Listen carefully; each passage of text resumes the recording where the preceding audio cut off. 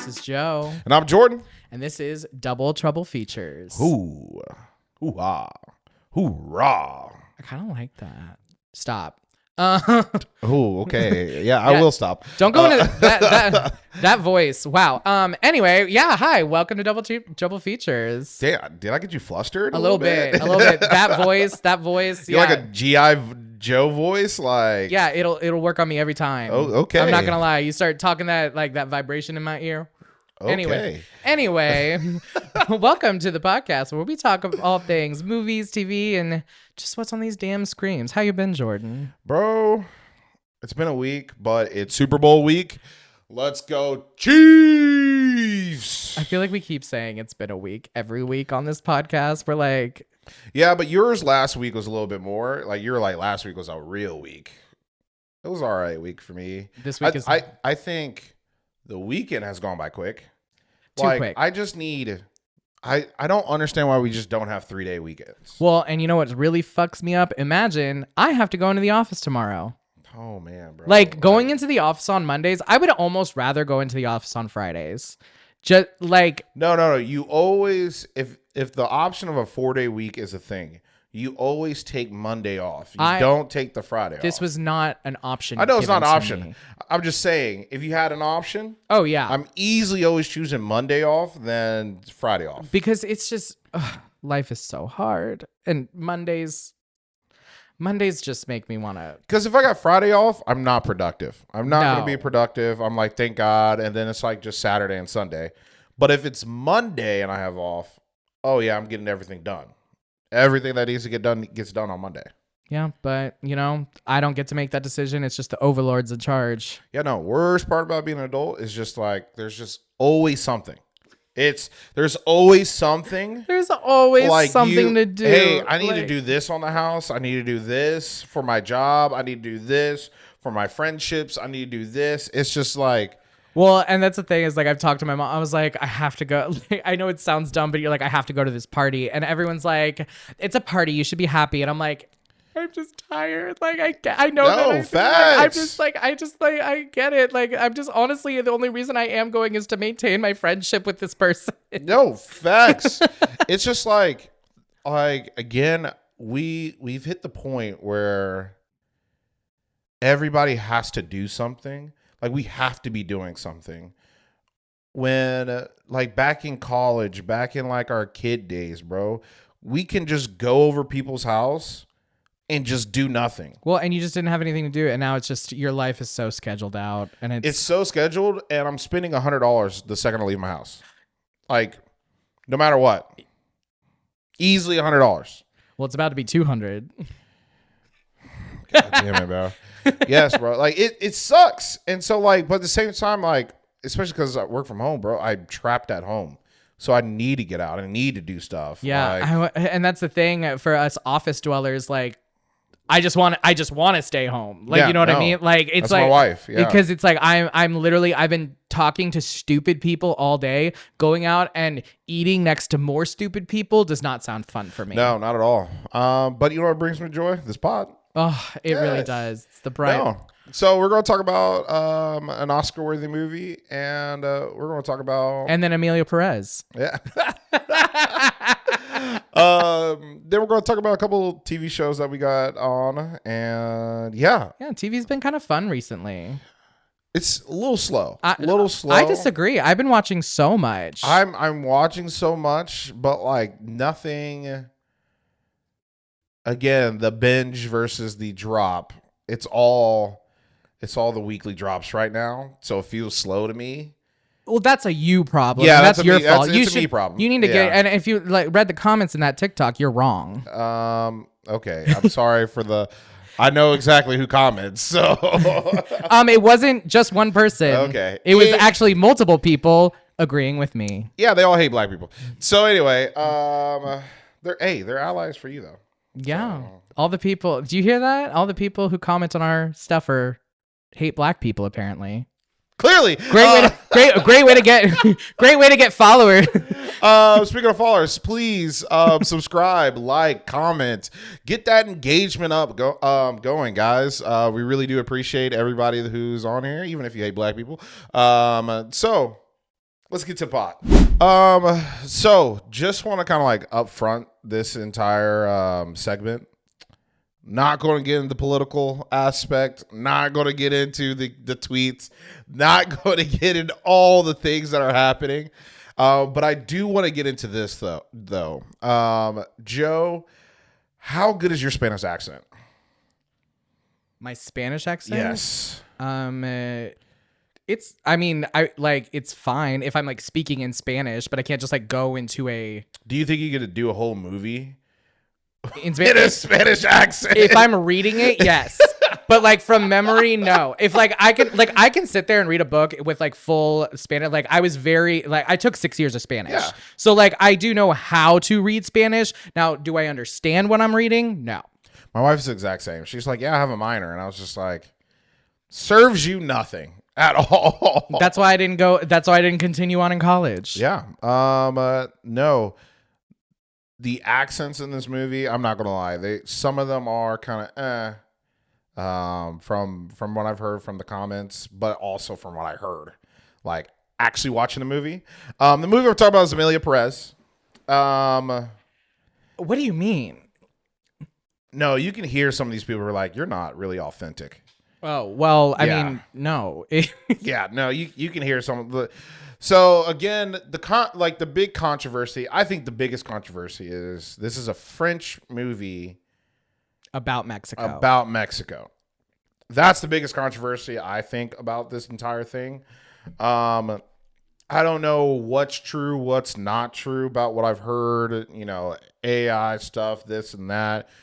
Did see some of the tweets that came out for Carla. Yeah, that doesn't. Yeah, Not a good look, especially, and that's what's so sad about this movie is like this could be in this time and age, like this could be like a trans progressive film full of like amazing thing. But here's the thing: Mexicans don't like it. Trans people don't like it. The general queer community has snubbed it. The musical community doesn't like it because of the music.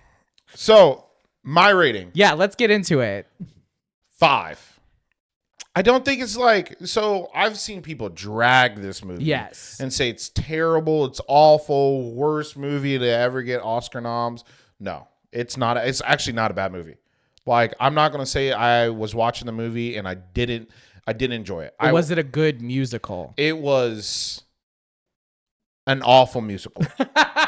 Awful musical. I think that's where a lot of people have the problem.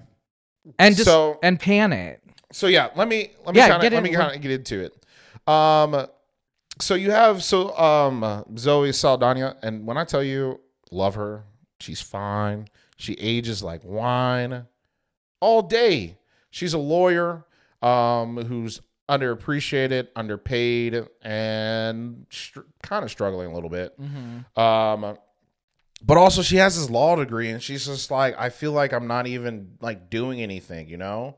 I'm getting off these like scumbags off the streets. And so the musical numbers that they're doing in the middle of these things, unbearable. I'm not gonna lie. They're not not unbearable. They're not as bad as Joker. Look, okay, they're not as bad as Joker. That's a low bar. It's a very low bar. But it's just like, my biggest thing is like, she's not meant to sing. And so why are we having people who aren't meant to sing? Good question. That's always my question on some of these new creative movie musicals. I don't get it. Like, I'm okay with, like, let's say like a Les Mis, and you have like Russell Crowe singing one scene and it's in a very deep, like, I'm okay with like 1 or 2 scenes. Although like Les Mis in general was pretty like harshly criticized for its use of live tracks. I love Les Mis. I know, but it was criticized at the time for its use of actual singing. Oh yeah. Don't care. Love it. But my second favorite musical after Wicked. But no, with this one. So yeah, tell me more. So yeah, she's a lawyer. Then all of a sudden she gets a call, and she gets roped in, by a cartel member. He's the head of this cartel. Bag her, trap her in a car, and then like he appears in the van.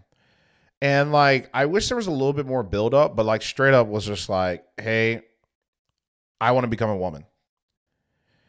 There's no introduction into this character beforehand. No. Yeah. It is you open up the bag over the face. We're in a van. You know this is a bad dude. And then all of a sudden he's just like, I want to be a woman. And you're like, it's very jarring. It would throw people off. If you are not semi-woke, that scene will cut you off for the rest of the movie. Like you're going to stop the movie right then and there. Just going to be honest. How abrupt it was. If you lean a certain way, if you know what I mean, you're not watching the rest of this movie. Well, I don't think any of them are watching it anyway. It's like, it's not like they're like, oh, yeah, let's watch the French movie about Mexican cartels and it's a musical. So I don't think this was really geared towards that anyway. So basically what happens is like she is like the liaison of like helping him transition. Mm-hmm. He doesn't know anything. He's just like, I need a surgeon to do this. And so she goes find the best surgeon who's willing to do this on the low, fake his death. And he's reborn as Emilia Pérez. And basically the rest of the movie is like how she is like coming into this world, how she can interact. She has a ton of money. But at the same time, when she was part of the cartel, had a wife and kids. So how do I still interact with my kids, interact with my wife, but not in like, she doesn't want her wife at all anymore. The wife is, again, Selena Gomez. Oh, the wife is Selena Gomez? Yes. Okay. Yeah, so Selena kind of goes into like my husband's dead, I'm going to be fucking around.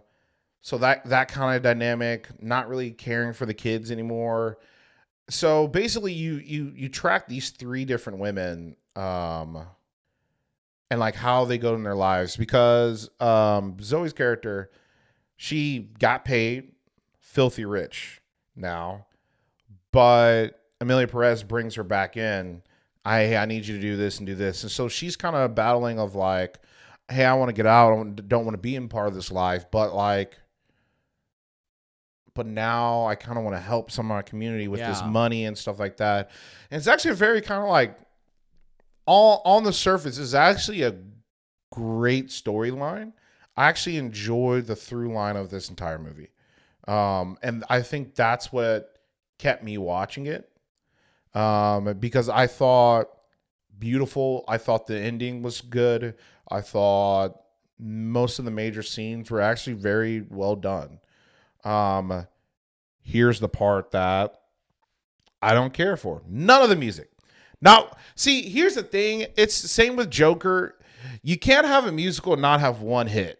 Like one song that like stands out. Like even with Mufasa, none of the music was that good. Like the brother one, I guess.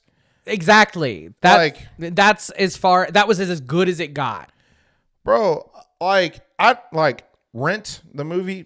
I actually don't care for Rent at all. But 500,600 like that song, it's about really Take Me or Leave Me. You don't like fuck with that, or you don't fuck with the movie. You like the music though. Some of the music, take me for what I am. Some of the music I do like. I just think, I don't know. Part of the movie is just boring to me. Take me, baby.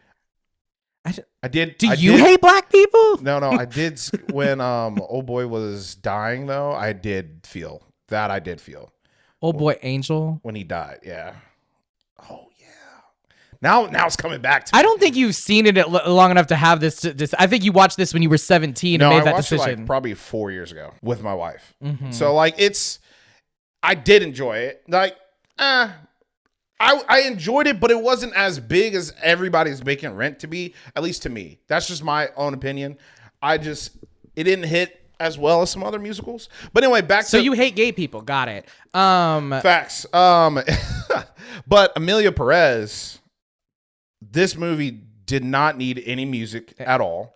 But that's the thing. It didn't need music, so why did you put it there? And why did you put in music that sounds like it's never been written? Because here's the thing: I haven't seen the movie yet, but I have heard some of the music, and that syncopated, just but like talk singing. Why are they talk singing? Because they can't sing. Like that's the reason. They can't sing, so they talk sing. And talk singing is 10 times worse Yes. than just a shitty person singing. Just say that. Well, like I just don't understand why she couldn't be like, I would like to know more about the sex operation. Not, I would like to know about the sex change operate. Like it's not on beat. It sounds like a white person singing, and that's Like- and Zoe Saldana it deserves more than that. No, like straight up, when you see that scene and then you're like, yeah, this has more noms than Wicked, you're just like, bro. Though, but and so I think getting into the heart of it all is that this movie, honestly, from what it sounds like from you, isn't that bad. But it's not 13 Oscar nominations No. good. So it's not 13 Oscar nominations good. The music parts came out just in random times. Even Selena didn't even get that many opportunities. No. And like when she did sing. It wasn't like her actually like singing, you know? So then I'm just like, what are we even doing with Selena? And so it's mostly, you know, Emilia Pérez or Carla. Carla can't really sing. Zoe can't really sing. Should have put Benny Blanco on that track. Bro, hell yes. Like it might have been a fun musical then. So it felt very random. And I think to be like, and this is just my honest opinion, I think this could have been an Oscar movie if they took out all musical parts and like really went deep into more of like the emotional connections. There's some points where you're just like, I really need to feel Selena's like emotion of like she lost her husband, because a lot of people think that like, oh, a cartel, she was cheating on him, blah blah blah. No, like she really loved her husband and now he's just dead. And like I really wanted to bear that weight of like feeling like you lost a person. But we didn't get that. No, we didn't get that. It was kind of like glossed over of like oh, she's like in the bed, like and not getting up. I wanted to feel the kids. And I almost wonder if that's why this movie is getting panned so hard, is because it could have been so good. It could have been there. And that's why you have people saying like there is a point of like too much shame to something will lead to moments like this. Like I don't think this should be not like, I'm not gonna lie, like none of them should have been nominated for any Best like anything. best actor, best actress, best supporting actress. Should not have been not even the dresses, outfits, screenplay. Like I'm not kidding. Like none of it should like all be nominated at all. Again, not a bad movie. Like I was entertained, but again, just some things are just shouldn't be happening in the movie. So good movie, bad musical. Yes, which makes it a mediocre movie. Mm-hmm. But my only thing is, it's like when you do say Oscars to white, Oscars to this, and like not even just Oscars, the Golden Globes, everybody wants to be like, okay, hey, we're going to nominate the first trans person for best actress. We're going to nominate the first trans person for best actress. We're going to, this is a movie about a trans, which we can talk about sex trafficking and stuff like that. Hell yeah. We're going to push that over to make it seem like we're not this. When in reality, you're just diminishing the value of what an Oscar nom means. Well, and I agree, and I think it's like nobody wants a participation trophy, and you can't make it obvious. Yeah, like if it was, I don't know, literally any other movie that came out this year, you'd be like, yeah, sure, maybe, but I don't know. It feels like I'm hearing like, I mean, Rent didn't get a Best Picture nom. You know what I mean? Like, maybe it did. I don't know. We'd have to go back. But that's before we were shaming the Oscars. We didn't care. So people gave like this an example as like Crash, which won best movie, just to be like, hey, we're not racist. We let black movie won best movie of the year. I loved Crash, to be honest, but Did it deserve it? No. But it still was a good, serviceable movie, I think. Was it the best? Not at all. I think that was the year Brokeback Mountain was up for nomination. Brokeback Mountain is a great movie. It's a great movie. But now going into 2025, it's like, hey, we want to make sure that we stick by, the trans community. So we're going to put this in here. And I just don't. It's just not a good movie. It's not a serviceable movie. And you know what I hear from that is that there's not enough trans actors in movies right now. Facts. Like, honestly, that's what I'm hearing is like, if we did want to make that point, I couldn't pinpoint a different movie that you should go see instead if you're trying to like make that point. Yeah. I could probably The Substance is the best one if we're like really look at it like from a certain lens. Yeah. But like you have to squint really hard. But that's it. But yeah, no, it's just sad when I see stuff like this and I'm like, this could have been good, this could have been great, this could have been all these things, but it just wasn't. And also the crazy thing is, it's just like I never felt like Netflix like pushed this movie hard. No, they didn't. I don't think Netflix was like, this is going to be our Oscar movie, for the streaming service. Like I think they put the movie out. They're like, yeah, this is fine, it's cool, and then all of a sudden, everybody brought it up and was like, this is every critic. To be amazing, honest, amazing, beautiful. And I'm like, where? I see, but the thing is, I see the through line. I see where this could be a great Oscar-worthy movie. But in its present form, it's not. It's just not.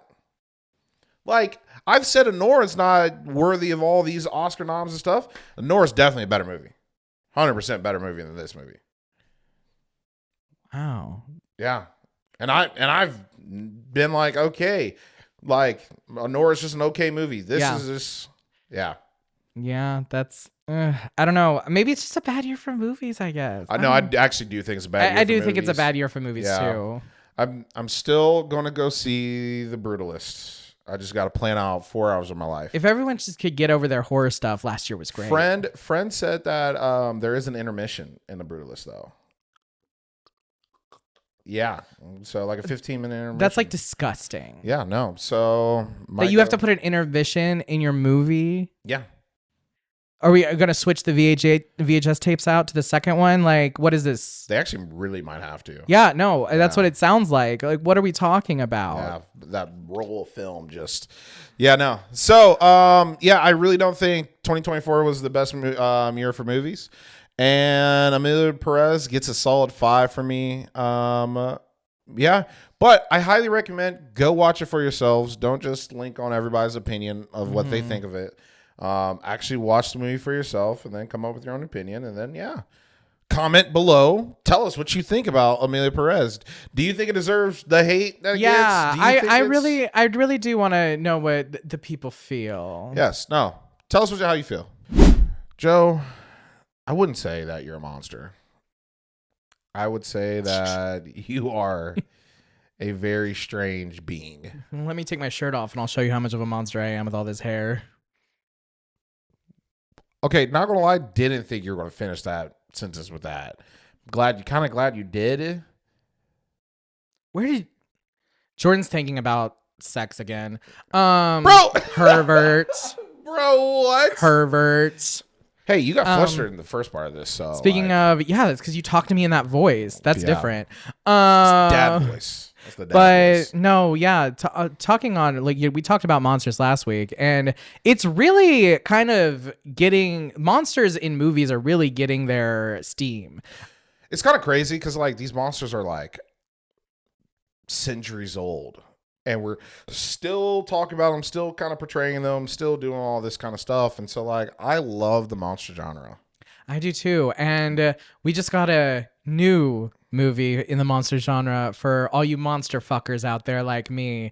Your Monster, starring Melissa Barrera. I recently watched it over the weekend. It was... Honestly, just kind of refreshing and light.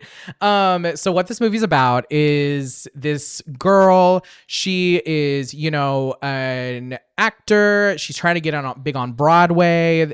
She's doing all these things. She's dating this man, and he's a director. And her and him during their relationship, this is like the first 10 minutes of the movie.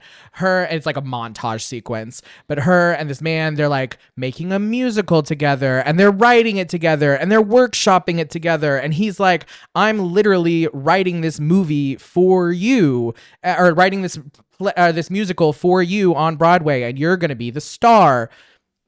Nice guy. She gets cancer. Oh shit. She gets cancer. Spoke too soon. She almost dies, and he leaves her while she's almost dying. He's like, I can't do this anymore. I need to take some time for myself. Yeah. So they were together for like 5 years. Oh shit! I thought it was like right next to each other. No, they were together for like 5 years. Is wild. They were together for like maybe it was 3 or 4. They were together for a few years, and then she got sick with cancer. Piece of shit. And he broke up with her. Yes, piece of shit, yeah, awful, asshole, all those things. 100%. So she doesn't have anyone anymore. She doesn't know what's going on, but she eventually gets over the cancer. She beats the cancer. Hell yeah, good. So now she's beat the cancer and has no job, no boyfriend, and nowhere to live. Kill him. So she ends up having to move back into her childhood home, which she does own because her mother passed away off at some point. Yep. She is obviously going through it. Like I said, no job, no boyfriend, has a house, but it's like her old childhood home. Immune system. Yeah, weak immune system. Like just got done with cancer treatments. Yeah, I know. And like and she really doesn't have that many friends really to begin with, because she encapsulated her whole life with this man. And like I hate when people do that. But even her friend who like picks her up from the hospital and all that, she's just a shitty friend, because she's also in the Broadway scene, and she's interviewing or auditioning and doing all that. So it sounds like she kind of deserves. Okay, nobody deserves cancer. Yeah, Never I was mind. like, Never mind. I was like, where are you going with this? So she's like going through it, all this stuff, and just having a hard time, literally having full like fucking breakdown. Yeah. Ends up going into the closet at her house and just crying. She's just crying in the closet because she just needs I don't remember why she went. I think she just needed to that's what white people think. Isolate. Well, it's like more of like an autistic thing, but yeah. Which a lot of people do think is autism is a white people thing. So, yeah, no. you're just as an ex-teacher, there's definitely autistic black kids. You're just helping stereotypes. It's fine. So she's in there, and she is just like weeping her eyes out, and then she hears hey, and she freaks out, screams. This big hairy monster is living in the house and living in the closet and like all this stuff. And she freaks out. She's screaming. She's like, who the fuck are you? What's going on? Blah, blah, blah, all this stuff. And she's been like hearing noises here or there, all this stuff. And he's like, whoa, whoa, whoa, whoa, calm down. Stop. He's like, I'm just the monster who used to live under your bed from your childhood. And that's who the monster is. And so he's like, do you remember when you were in 7th grade and 7 Minutes in Heaven, and that one guy got really handsy, and then somebody attacked him in the closet, but you didn't understand what was going on because it was really dark? She's like, yeah. And he goes, that was me. I helped you. And and she's like, okay, well, what do you want now? And he's like, okay, well, this is my house. She's like, no, it's my house. And he goes, no, you live here. This is my house, and I want you the fuck out. You have 2 weeks. Get your shit and go. And so she's like, I don't have anywhere to go. And then explains this. And he's like, I'm a monster. I don't care. And so then you see. Bro, this is the most wild situation. Like, only like what city is this based in? New York. A New York white girl would be like. Melissa Pereira is not white. Oh, it's Melissa. Oh, yeah, she's not white. Yeah, so you're just making baseless assumptions about people again. I really was. This is really uncomfortable for you. Who's the writer? The writer had to be white. I don't know. Because there's no way any person of color is going to be like, yeah, let me try to reason with my monster landlord. No. and so like that's honestly what the majority of the movie is. It is a almost like a rom-com kind of Yeah. situation. There is a wild sex scene that is like, They fuck. oh yeah. Wow. And it's like a pretty intense sex scene, and like to be honest, like, I kind of want to see the movie just for the sex scene. and he's like growling and shit the whole time, like making animal noise. Like if you could think about like what it would be to fuck the beast, then they show it, and he's not quite as hairy. Okay, first He's of all, pretty hairy. don't put that on the Beast. The Beast, top 5 hottest male characters in Disney. Okay, that's what I'm saying here. Oh, so he's a hot. So like that's Frankenstein. kind of like what's annoying. So he's not like a Frankenstein monster. Okay, what kind of He's monster? he's like it's really annoying because he actually looks kind of good. He's got like long hair. He's just really hairy and has like kind of a pinched like animal face. Okay. You know what I'm saying? So like, you know when they did like live actions of the Beast back in the day? Yeah. It kind of looked like that. Oh, okay. So it's not like Frankenstein's monster. It's just like monster. So he's like so he's like a hairy monster. And yeah, so eventually what happens is he convinces her to like get her shit together because he's like, babe, this is like a mess, like judging, like You're fucking a monster. well, Like, that's like way later. They don't fuck until like way into the movie. doesn't matter. Her life is a mess. But he's like, babe, your life is a mess. This is crazy.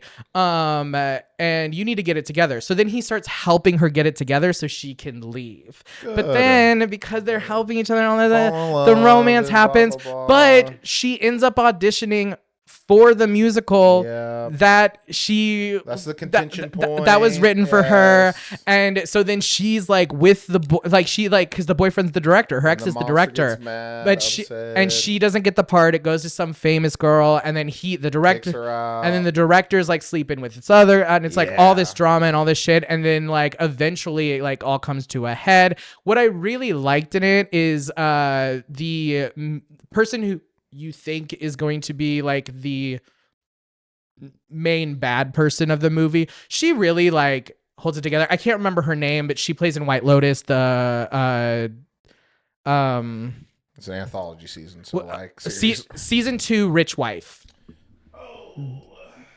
Let's see. Is it Kayla? I think so. Yeah, that's Yeah, that's what I'm talking about. No, it's Megan. Jackie. Is Jackie the Yeah, big bad? yes, it's Jackie. Yep. So she's in it, and like you think that like she's gonna be a main like Good issue. No, Oh. you think that she's gonna be a bad person, but she ends up being a good person. Oh, okay. And that's what's like really nice about the movie. I will say that the ending is the one thing that reminds you that this is technically a horror movie, and that's all I'm gonna say about that. Wait, this is supposed to be a horror movie, Kinda. but it plays off kind of like a rom-com. Almost. Yes. So, what would you rate it? I would give it a 6. It's I would watch it again, like I would. It was really fun for me just because like you know how I like monster fucker. You know what I mean? Yeah. Like anytime there's like some weird like shape of water, You're weird disgusting. stuff. You're disgusting. Yeah, like yeah. I'm sorry that I really want to read Ice Planet Barbarians. Like that's a me thing, and I'm just at least I'm open about it. I'll king shame you. At least my kinks aren't real. Yeah.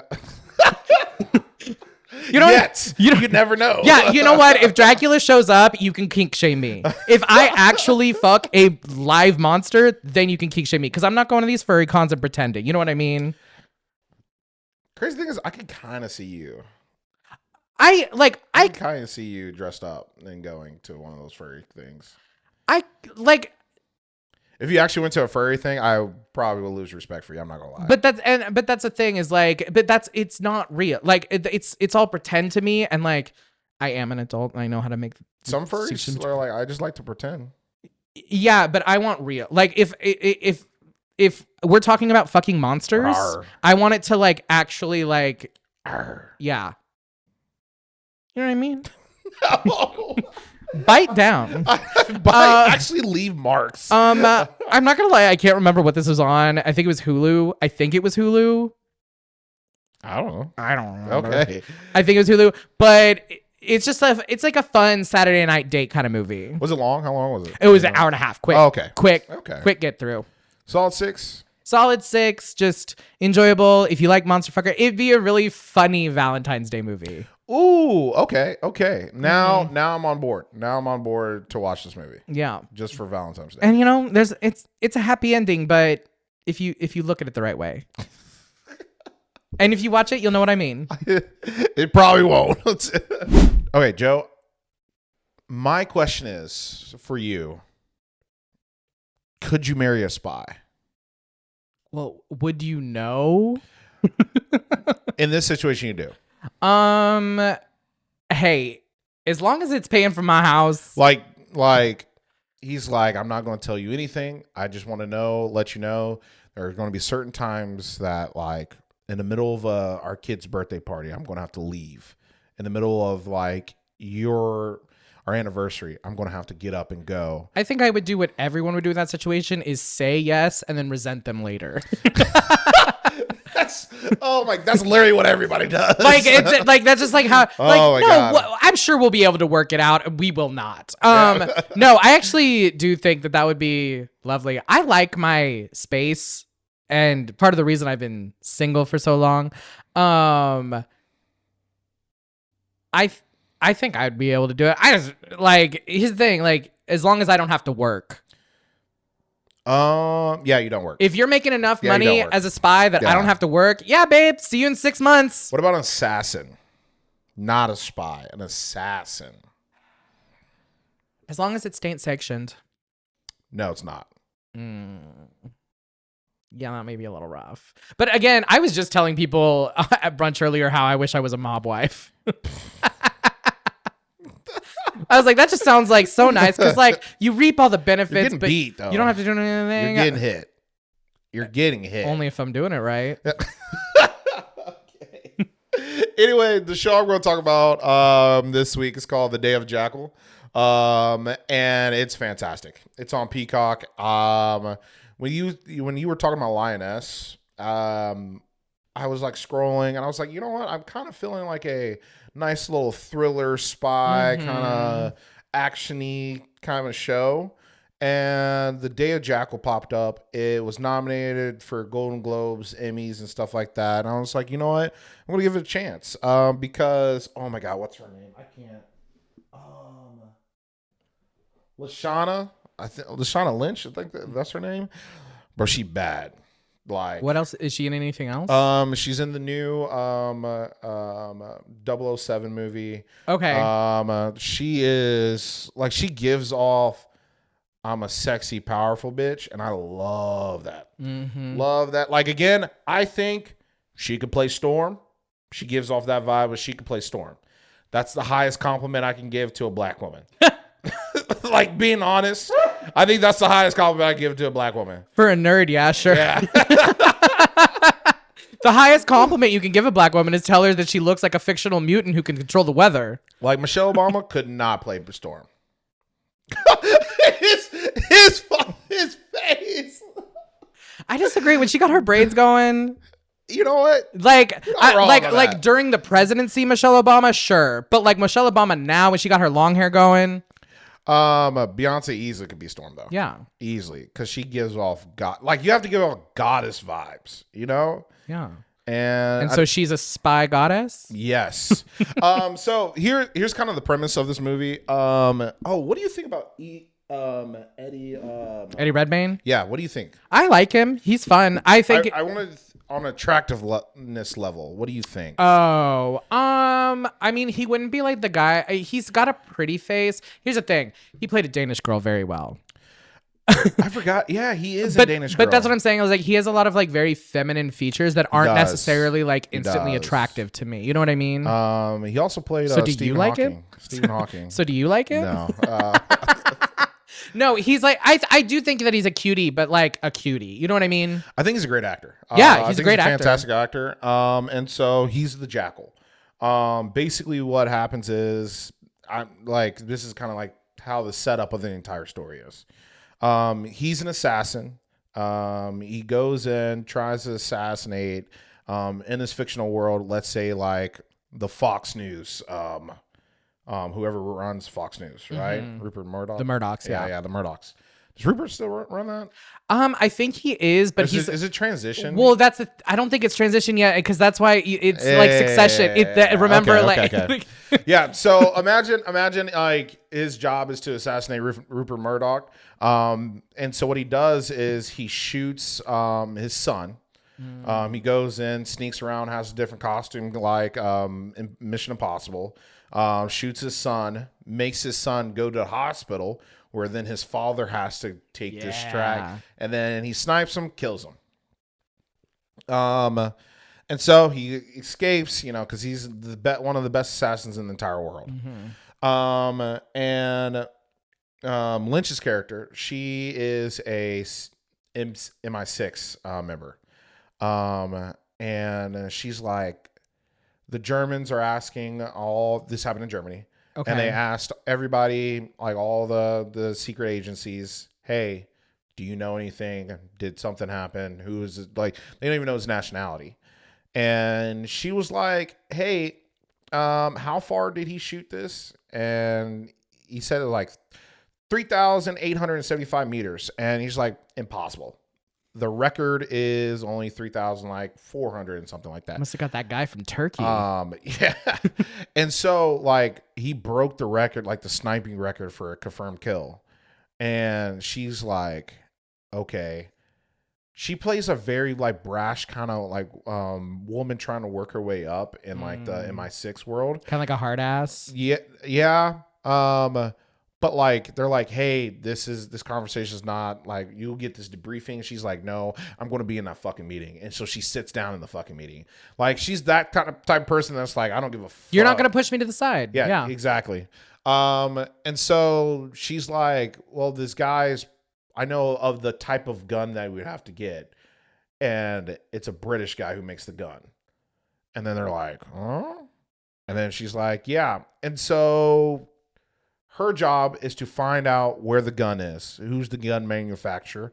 Has to be only this one dude. He, however, is like, okay, my life is good now. Just killed, going back to my family, going back to my kid and everything like that. I think his son's name is Carlito. He's married a Spanish girl, lives in Spain. Yeah. And so all of a sudden, they don't fully pay him for the kill.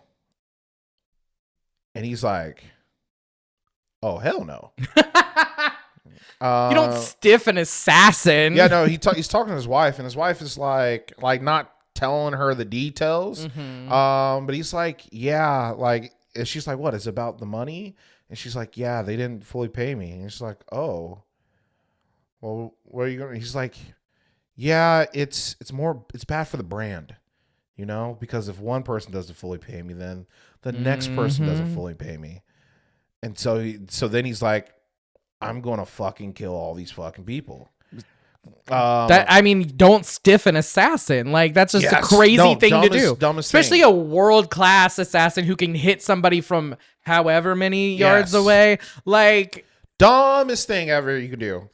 But once he starts kind of investigating and kind of going back, he realizes the son was in on it. Oh. And so when he was trying to get the money, the guy who sent him like the message was like, fuck you. And so because he shot the son, that's the reason why the dude was like, I'm not paying you. You didn't put it in the brief. You didn't say don't shoot the son. Yeah.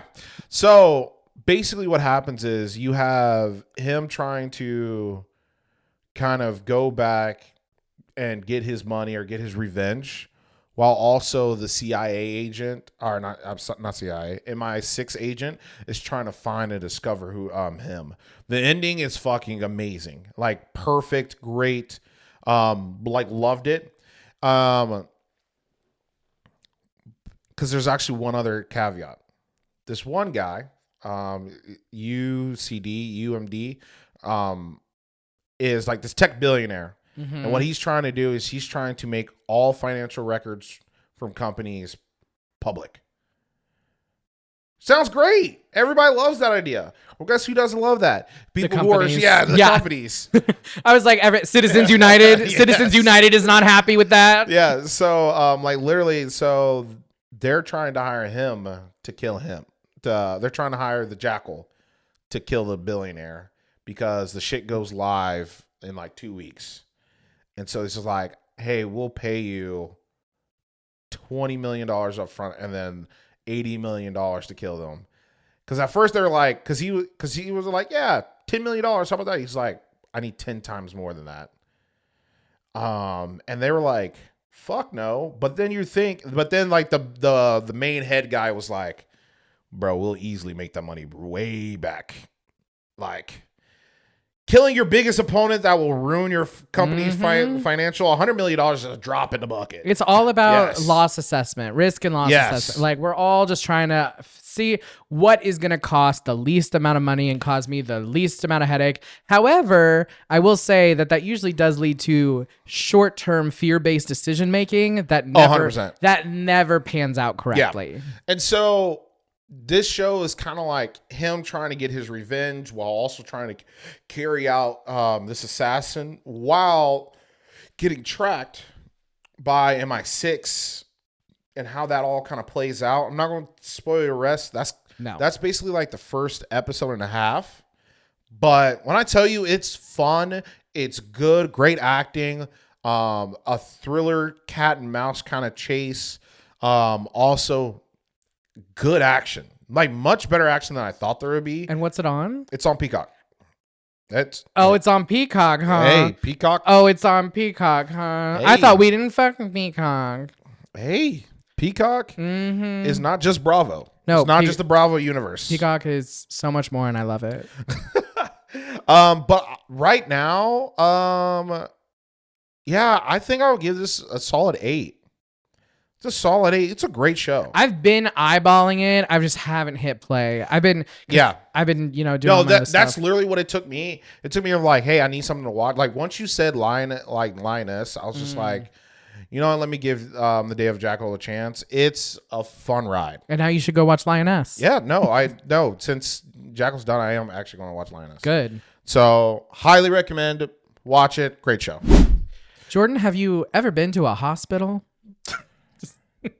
I almost died multiple times. Yes, been in the emergency room. Yeah, shout out asthma. Had to wait a lot. Had to wait a long time. My favorite commercial was when there's like, "Do you feel like a fish that out of water?" And I was like, "Damn, that's literally how I feel." Oh, I see. I was like, I was thinking like a fish out of water, as in like out of place. That is very like. Yeah, no. One time I was at the lake and didn't have my inhaler, and I really thought that like it was just me. Like we were 19 at this, or like either 18, 19, and so it was just me and a bunch of buddies.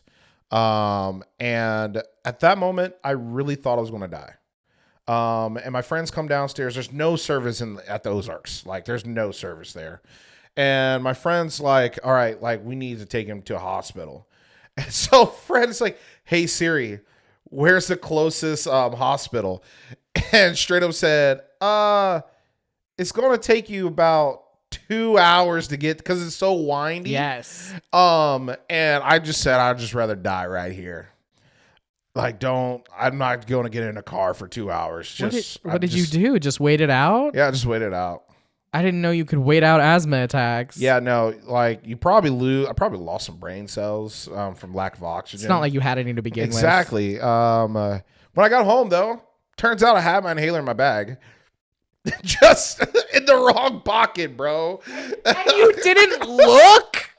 That's crazy. No, I did look. I just couldn't find it. Yeah, because you were dying, but you. Yeah, no. No, the closest I had to that was I had bronchitis, and I'm really bad. My parents instilled in me, if you can walk and you can talk, why would you need to go to the doctor? And that's not like a healthy thing. No, not at all. My wife is kind of the same. And I think it's a very like a poor white person thing. No.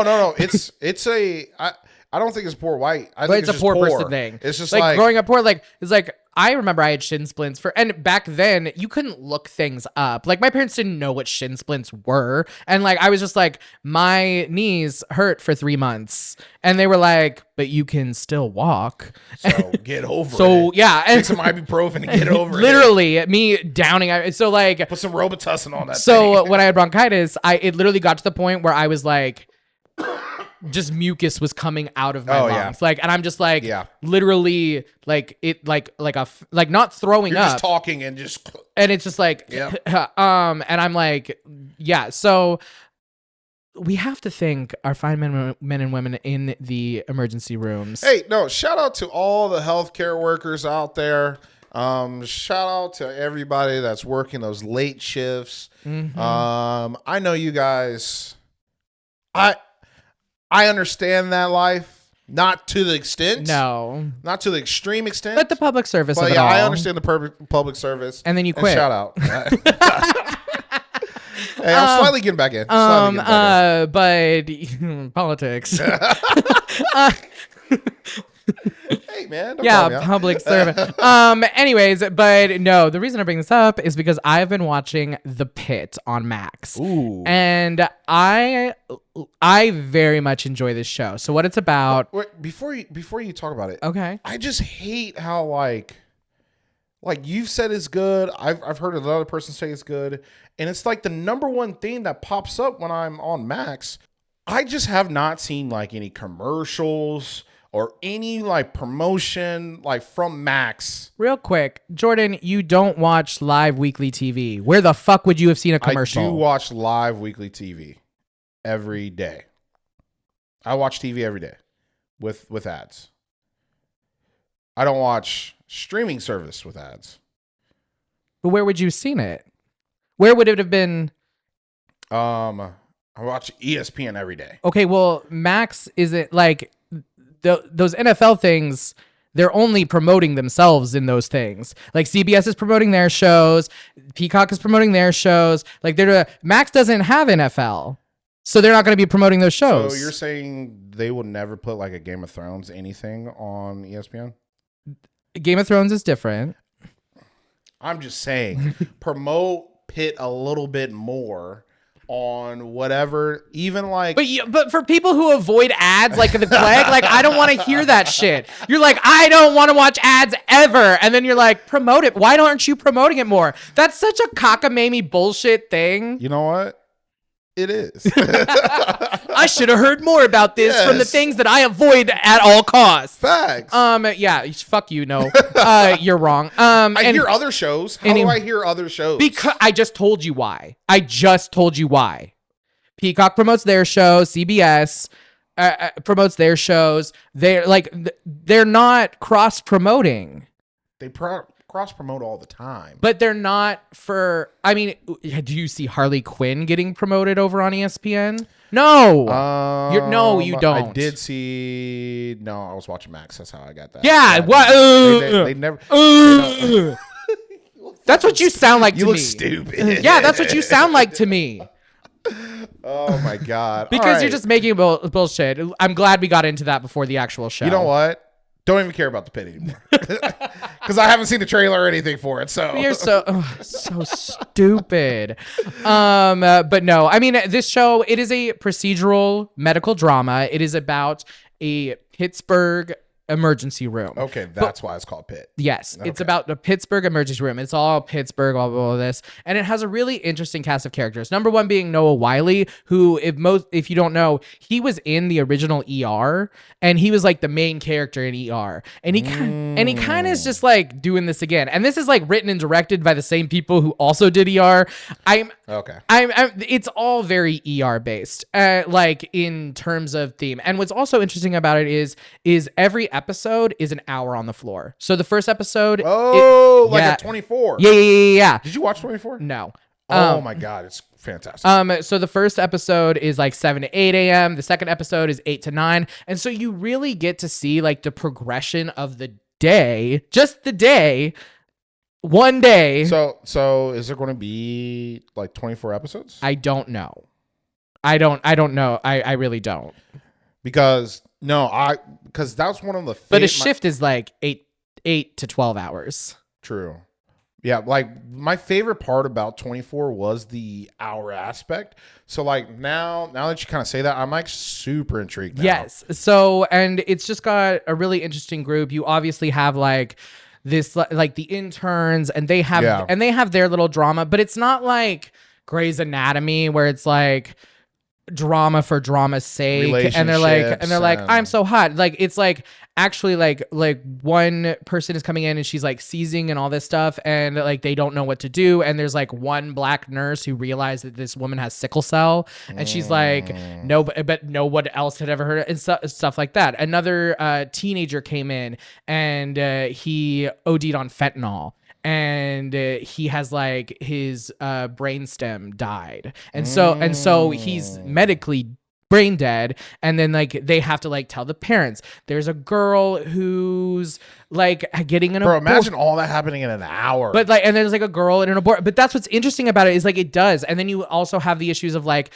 the people waiting outside, and they're getting pissed off because I've been here for 5 hours, and they're like, "Sir, you have a cut on your arm." They're like, "Why does he get to see before me?" And they're like, the man on the stretcher bleeding out. I have a question. Do they have that same character like sitting outside each episode, kind of like still waiting? Is it like the comedic relief a little bit? No. Oh, it's not. It is very tense and scary. I would love to see just a random no, dude. because he's like kind of like a MAGA guy. Like I don't want to like put anything on him, but he's just like a crotchety older middle-aged white man, and he's just like pissed that he still has to wait. And there's like, it's one of those like, you know, like there are people dying in front of you. like if you really need to go get seen, you can go to another hospital that's not packed with people dying.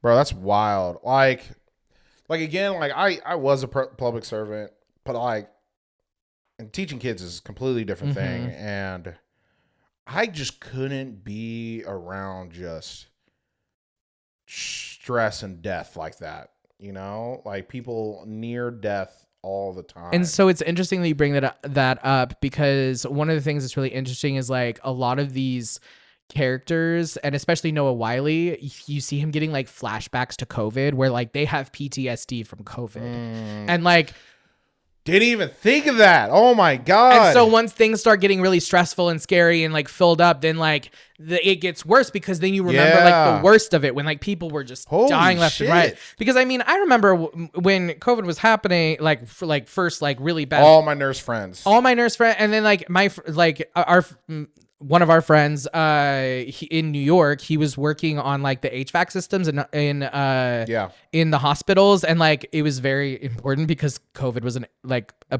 partially airborne disease, and like they had to like do all this stuff. He's like, I saw semi trucks of dead bodies getting taken away from the hospital every day. No, dude, really? Yeah. Wow. Trucks full of dead bodies. Yeah, no, I like, and that's why he was like, stop saying it's not real. But no, that's crazy. But no. So like getting into those things, like it gets into that, and then you get a little bit of the characters, because like they're still like have to interact with each other. Like there's this one intern, and she has to follow around this one nurse, and for a second there, she's like, oh, like I could really learn a lot from this woman, but then she realizes that nurse has an ankle monitor on, or that doctor has an ankle monitor on her, because she has a past and she's made some mistakes, and she's not allowed to not be at work when she's not at home. She's still allowed to work.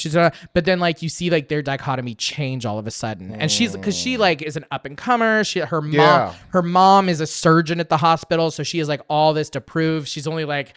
Bro, I'm just imagining myself being a student teacher, and then all of a sudden I look at my teacher and I'm like, bro, you got an ankle monitor? No.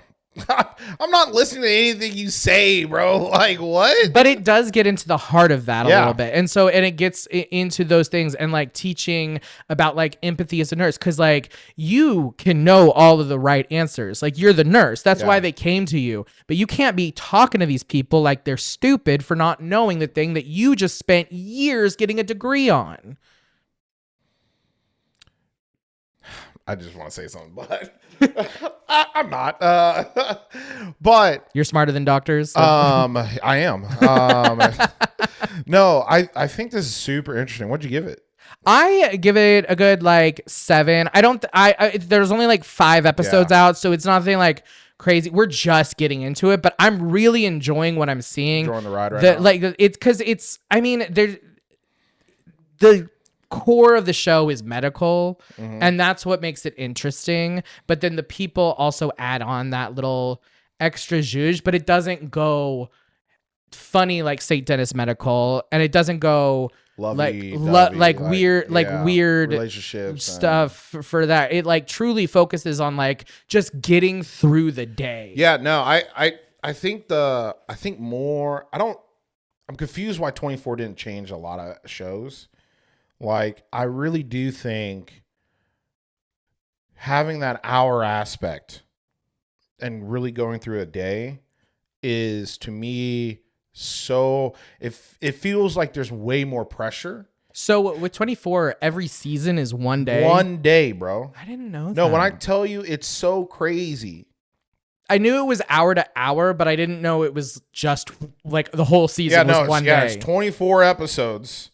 And like, but then with that, I agree, because with that setup, you can really get into the nitty gritty of stuff without it feeling like we get into the nitty gritty of stuff. Because like you get on that granular level, like these conversations that you're hearing, you would never hear in like a big procedural show with all of these different characters, because there's a fuck ton of them, and they introduce them very quickly, but they introduce them in a way that's, one, memorable, and two, it kind of reminds you as you go. You're like, okay, and this is the girl who has the ankle monitor, and this is the girl because she'll be like, hey, you whose mom works upstairs, come here. Like, it gives you those little trigger memory things to actually like remember their story. Do you think my wife will like it? It might be a little, I don't know. No, she likes medical stuff. Okay, then she would like it. Okay. Because it does have a heart look, like the head nurse who's like running like telling everyone where to go and all that. She's like a super Christian white woman, but then like there's another woman who's Muslim, and like it's just actually like it feels like what DEI should be, not DEI like whatever we're talking about, but it feels like actually a diverse cast of characters that makes sense to be there. Yeah, no. People like people don't realize that the nursing field, a hospital is full of just different people. What's funny is my sister is leaving the Navy and wants, or whenever her time is up, she wants to leave the Navy and become a nurse. And I'm like, no, what? You're just trading bad. There's no way she's not making less money for a. I mean, I guess she can go wherever she wants, I guess, but like it's. I mean, stressful job. Once you realize that the college is paid for, it is a little bit more money. I forgot about that. Like it does become it is a little bit more money, because then you got no loans. Hey, and military benefits are nice. No loans and that. The military benefits are nice, but the benefits aren't necessarily cash. Oh yeah, no. I mean, there's a lot of benefits though. Trust me. But that's the thing with my sister. Like what she does, she could go and be an air traffic controller tomorrow, but that's not what she wants to do. I asked my my combat buddy. I was just like, "Hey, would you do this job without all the benefits?" He said, "Hell no." No, nobody would. And honestly, it's. Military is weird right now. But yeah, that's what she wants to do. She wants to go be a nurse. And I have so many nurses in my family. It's not even funny. That's partly the reason why. There's no nurse that's like, you should be a nurse. Nobody says that as a nurse. I mean, does anybody look at their job and say, yeah, you should do this, other than like an OnlyFans creator? Yeah, no.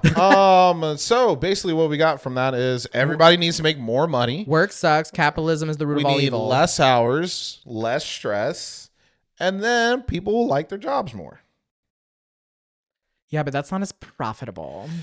Yeah, anyway. And we gotta earn these shareholders money, Jordan. God damn it. Anything for the shareholders. No, Pitt sounds great though. Yeah, no. I actually do want to see that. It's fun. It's on Max. Give it a try. It's procedural drama, but not over dramatic. Okay, cool. Well, that's going to be the end of our show for this week. next week we're gonna have a great one. But what I've noticed, Are we? of course we are. What am I not? Oh. I got some things up my sleeve for you. I got some things up somewhere. Okay. Anyway, please, if you enjoyed this episode, please like, subscribe, comment. How can we improve? What else do you think about us? Let us know. Just call me a little stinker, whatever you got to do. He likes being called stinker. I don't know why. Do you have a baby kink? Why would you say that? That's like the first time I've ever said that. No, you like being called stinker. That's not true. Yeah, you are, you little stinker. Anyway, Stinker with a hard R. I'm Jordan. And I'm Joe. And this is Double Trouble Features.